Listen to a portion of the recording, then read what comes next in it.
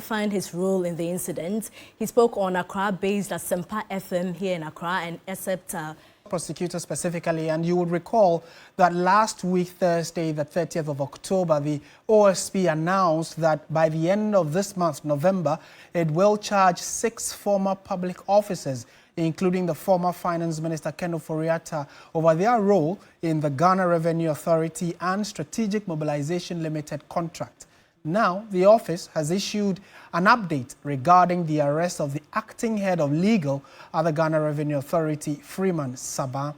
And in a moment, we'll take you through some of the key issues raised by the special prosecutor. And you can see it on your screen. It says, Office of the Special Prosecutor, Ghana. The office has arrested the acting head of legal at the Ghana Revenue Authority, Freeman Sabah. Mr. Sabah is under investigation for suspected corruption and corruption-related offences, as well as obstruction of justice in respect of the Ghana Revenue Authority and Strategic Mobilization Ghana Limited Revenue Assurance Contract. So that is the primary basis on which the legal or acting head of legal at the GRA has been picked up. Still on legal matters, the Court of Appeal has dismissed applications by lawyers representing the former National Signals Bureau Director Kwabena Edubuahin and his wife in one case, as well as lawyers for the former CEO of the Ghana Infrastructure Investment Fund in the Accra SkyTrain criminal trial. The applications sought to overturn the High Court rulings on further disclosures of documents. Here's a news desk report by Lord Idwasari. In the 49.1 million Ghana cedi case involving former National Signals Bureau Director Kwabena Edubuahin, defense lawyers led by Samuel Atashan prayed the Court of Appeal to quash the High Court ruling which refused the application to compel the Attorney General to disclose NSB accounts spanning from 1992. They argued that the Attorney General has selectively disclosed matters bordering on national security to advance the case while omitting crucial details which necessitated the motion. A 3-member panel of justices, however, held that the applicants failed to demonstrate any exceptional circumstances to warrant granting the request, which lacked merit. In a related matter involving the Accra SkyTrain criminal trial, lawyers of the first accused, Solomon Asamoah, prayed the Court of Appeal to overturn the High Court decision, which dismissed the application for the prosecution to further disclose exculpatory documents. The documents contain minutes of the board and investment committee meetings between 2017 to 2021, as well as email correspondence between himself and members of the board. The court dismissed the application as lacking merit. Lord Idwasari, TV3 News, Accra.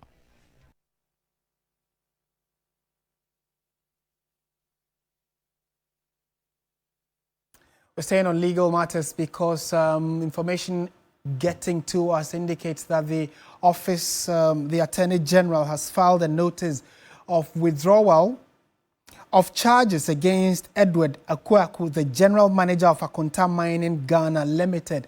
And I'm sure many of you would know that Akonta Mining, owned by the Ashanti Regional Chair of the NPP, has come up strongly for media discussions. And so information we've gathered this evening indicates that the Attorney General has filed notice to withdraw charges against the 4th accused person, that is Edward Akwaku, General Manager of Akonta Mining, after he offered to testify as a prosecution witness. Now, he joins an interesting list of individuals who've decided to play ball with government or with the Attorney General in giving relevant information for cases that the state is prosecuting. So that's one that we'll also keep eyes on and update you subsequently when it does come in.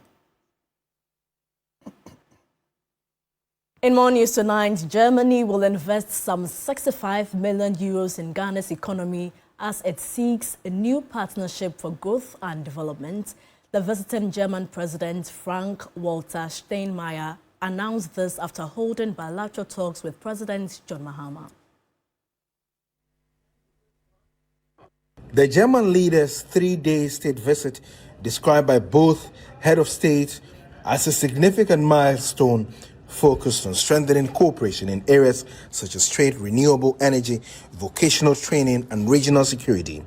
Addressing the media, President John Mahama expressed great satisfaction with the current state of the Ghana-Germany relations, which have flourished since the formal establishment of diplomatic ties in 1957. I invite Germany to share Ghana's strong commitment to multilateralism, the United Nations system, the World Trade Organization, and international law. We will urge all nations to resist the lure of economic nationalism and to collaborate in reforming, not dismantling, the institutions that unite us as a globe. He also briefed the German counterpart of Ghana's economic recovery efforts under the Reset in Ghana agenda. I reaffirmed Ghana's strong dedication to creating an enabling environment to attract more German private sector investment, particularly within the framework of the African Continental Free Trade Area, which is headquartered here in Accra. President Steinman highlighted the robust trade relationship between the two countries, which saw a high trade volume in the previous year. He described Ghana as an attractive business location and an important hub for the region. Together we're working to lay the foundation for a sustainable economic development that will benefit Ghana, but I hasten to add it will also benefit Germany. And I'm happy to say that today we've also been able to bring good news, good tidings, that of course pending on the approval of the German Parliament, the Bundestag that is, Germany will again commit more than 65 million euro to Ghana in the framework of our development cooperation. On regional issues, the two leaders held open discussions on the growing threats of terrorism and political instability in the Sahel region. The German head of state will visit Kumasi on Tuesday, where he will break the ground for the expansion of a vocational training center and visit the Kumasi Center for Collaborative Research in Tropical Medicine, among others. Our government is set to reduce the 1,070 CD regulatory fee for courier services in a bid to ease the financial burden on operators and improve compliance within the sector. The Minister for Communication, Digital Technology and Innovation, Sam Nate George, at a Public Accounts Committee hearing disclosed that the revised courier registration fee will be captured in the new fees and charges bill to be presented to Parliament. Let us be clear, we would instill enforcement of the laws for courier services. We can't have a situation where we've had instances where people have ordered food, for example, and the food arrives and the meat on the food has been eaten. You know, people order things and courier companies do not deliver them in the manner in which they ought to. So we need to have some regulation of the space. And you can only enforce this in collaboration with the Ghana Police Service. We've put a moratorium till the end of the year for everyone to get themselves licensed, either as an independent operator or under a fleet management operation certification. Because many of these young men who do courier services, but for that job, will be unemployed and will pose a security risk to our country. So we've spoken to them and said, instead of charging, was what, 1,070 Ghana cedis to register in one go, we've decided that we're giving them a 50% moratorium on the 1,000 Ghana cedi to allow proper uptake. Are they under the Fees and Charges Act? If they are they supposed to charge that amount for it's been approved under the fees and charges, and so we're working to drop it in the current fees and charges that will come, and that's why we've put a moratorium on enforcement, and then said that once we are able to pass the new fees in the first 3 months of next year, we would expect that all of them do the needful and register. Enforcement, we announced, will start on the 1st of April 2026. Still on Parliament, Majority Leader Mahama Yariga has called for effective management of procedures to control what he describes as abuses by the minority. He says the minority often ignore laid-down protocols and introduce new issues on the floor during their commentary on business statements. Meanwhile, the Speaker has called for decentralization of Parliament. The business statement, which guides how Parliament would function in the ensuing week, is presented every Friday by the Majority Leader, after which members make contributions or suggestions. But that often results in debate, with the minority MPs usually demanding that certain individuals and institutions be summoned to answer questions. The Majority Leader, Mahama Yariga, has cited the minority for abuses and intimidations during that moment and on other occasions. The minority have been abusing the majority in this House.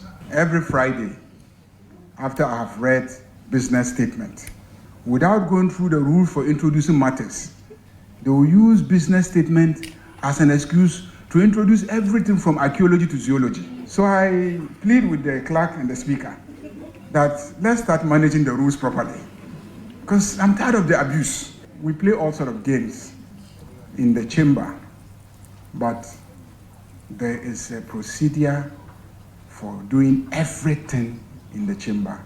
At the launch of the Maiden Practice and Procedure Week, the Minority Leader urged that the rules that govern parliamentary business be respected.